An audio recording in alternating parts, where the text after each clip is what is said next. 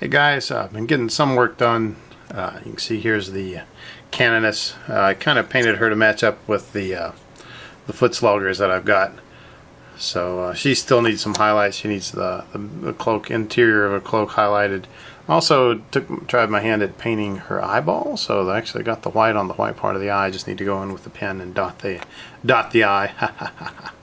Got her base set up as one of the Warhammer Hero bases. I need to go back through and highlight all the skulls and everything, but I kind of want to go back through and rub. I did like a dry brush over this to make it look like the paint had been rubbed off the top of the walker and things, so it doesn't look too bad. Went ahead and painted a whole bunch of bases actually for the other 10-man squad that I've got primed up, and I have very little painted up, but I did all 10 of their bases. So that shouldn't be too much of a big deal to paint up. Today also I primed my Rhino and then painted it up. Actually I primed it yesterday and painted it up. I've got this masking on here and I'm about to do a big reveal to see if the masking worked for the side doors here. Let's move some things out of the way and put this into the camera. So let's see how this goes. No telling how this is going to work. That's kind of what I'm afraid of. The Rhino is I bought a few years ago some Sisters of Battle Rhino doors and initial side panel. The front panel is also Forge World Sisters of Battle. That's not too bad, but I've discovered that the resin actually peels off. It comes off really easy. Even though I use the GW's lacquer primer, it has not been sticking very well, even while just moving the masking tape around on it. I was having some problems with chipping. But oh, I missed a little spot. I will. Let's see if we can use something that's not going to scratch the paint.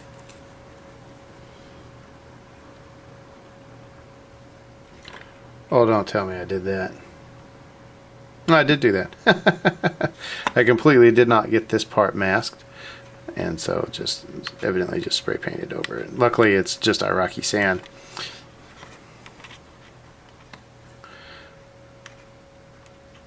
So it won't be that big of a deal to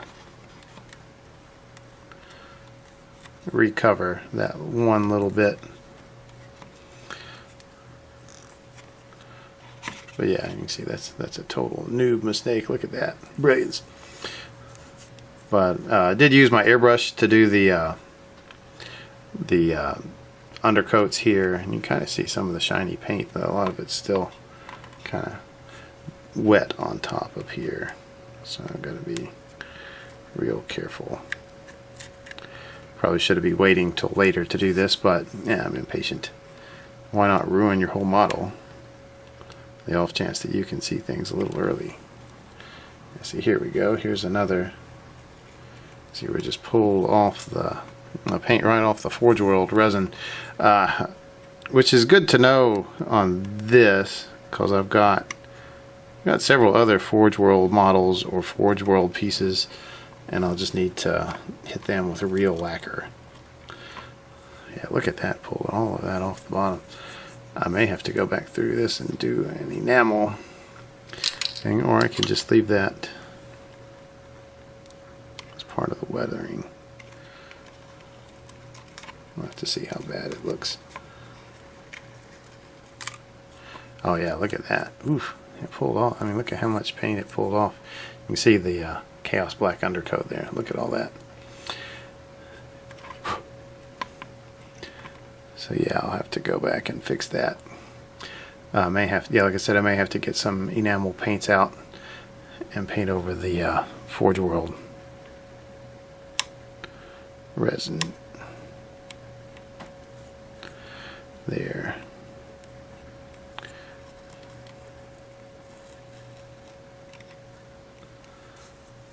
I used Tamiya paint for the small bits. I used like a painter's tape for the big intersection here, so I didn't have to use all of Tamiya's masking tape, because that stuff is crazy expensive.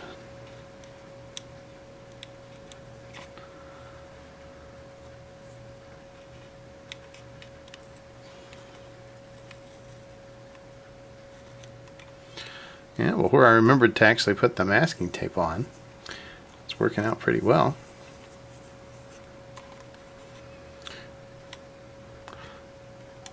Alrighty, well, I'll get all this pulled off and then I'll show you the end of it.